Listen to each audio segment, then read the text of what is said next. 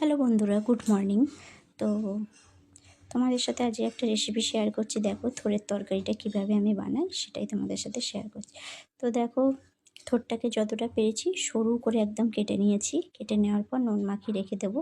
যার হাতে যতটা সময় থাকবে, আমার যেদিন সময় থাকে 10 মিনিটের বেশি রেখে দিই, আর যেদিন সময় থাকে না ওই 5 মিনিট। তো নুন মাখিয়ে রেখে দিলে দেখো নরম হয়ে যাবে। আর এরকমভাবে ভালো করে চটকে নিয়ে জলটা ফেলে দেবো। আর ওটা আমি করিনি, ওটা আমার বরই ওটা চটকে দিয়েছে ওই থোড়টাকে, কেন ওটা প্রচণ্ড গায়ে জোর লাগে, আমার পক্ষে সম্ভব নয়। তো দেখো ওখানে চিংড়ি মাছটা নিয়েছি, দেখালাম চিংড়ি মাছটা নিয়ে ভেজে নিয়েছি। তারপর এখানে বেগুন, আলু, আদা, রসুন, পেঁয়াজ নিয়েছি, আর এই যে থোড়টা। তো এখানে তেলে ওই চিংড়ি মাছ ভাজার তেল তেল অল্প ছিল, তো তাতে আর একটু তেল দিয়ে 5 ফোড়ন, শুকনো লঙ্কা, তেজপাতা ফোড়নে দিয়ে আর পেঁয়াজটাকে একটু ভেজে নেবো।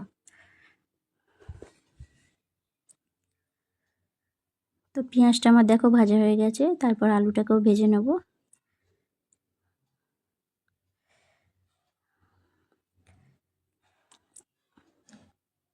দেখো আলুটাও লাল লাল করে ভেজে নিয়েছি। তারপরে এরপর আমি থোড়টা দেব। থোড়টা দিয়েও আবারও ভালো করে একটু ভেজে নেব।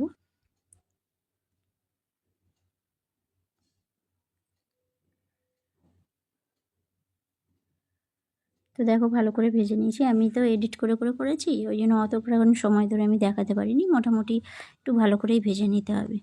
তো তারপরে দেখো আদা রসুনের পেস্টটা দিয়ে দেবো। যে আদা রসুনের পেস্টটা দিয়ে আবার ভালো করে দেখো একটু ভেজে নিচ্ছি। আর এই ভিডিও চক্করে আমার কড়াটাই উল্টে যাচ্ছিল। তো দেখো এই ভিডিওটা ছিল অনেক দিনেরই ভিডিও, 1 বছর আগেকার। তো এখানে আমি বেগুনটাও দিয়ে দিচ্ছি, দিয়ে আবার একটু ভেজে নেব।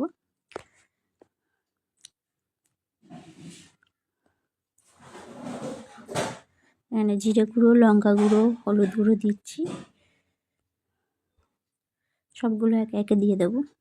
হ্যাঁ, আর যেটা বলছিলাম ওই 1 বছর আগেকার ভিডিও, এখন ফোন মেমোরি পুরো ফুল ফোনে একটা একটা করে, ওই জন্য ভিডিওগুলো একটু করে এডিট করে তোমাদের সাথে রোজই একটু করে শেয়ার করছি।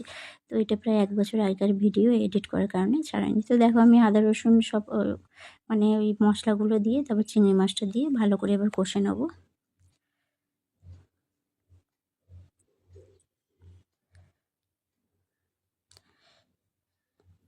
ওই চিংড়ি মাছ ছিল যেটা, ওটা জলটা ধুয়ে দিয়ে দিলাম। তো ভালো করে দেখো কষে নিচ্ছি। অনেকক্ষণ ধরেই ঢাকা দিয়ে দিয়ে দিয়ে কষেছি।